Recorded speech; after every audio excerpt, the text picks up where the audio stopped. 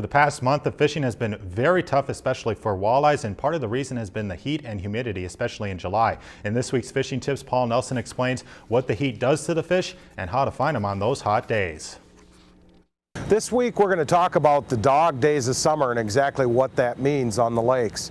Usually when surface temperatures are 75 degrees or higher, the fish their metabolism is sped up, but they're trying to conserve energy, and they only feed when they can best use whatever abilities or advantages they have over their prey to their maximum value.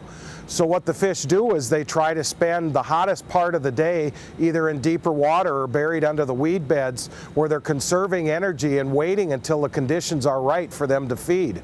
Now, that hot water also stresses out some of the cold water species that are in the lakes.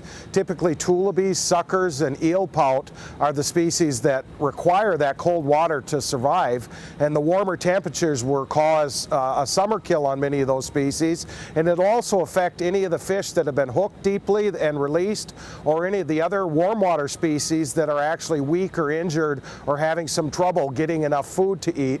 Those species are also vulnerable during the dog days of summer.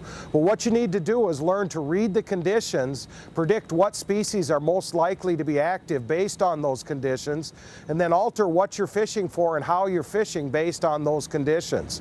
So the dog's days of summer, the fish are still eating, you just got to be in the right place at the right time. This has been the Fishing Tip of the Week, and I'm Paul Nelson of the Bemidji Area Lakes Guide Service. If you've enjoyed this segment of Lakeland News, please consider making a tax-deductible contribution to Lakeland Public Television.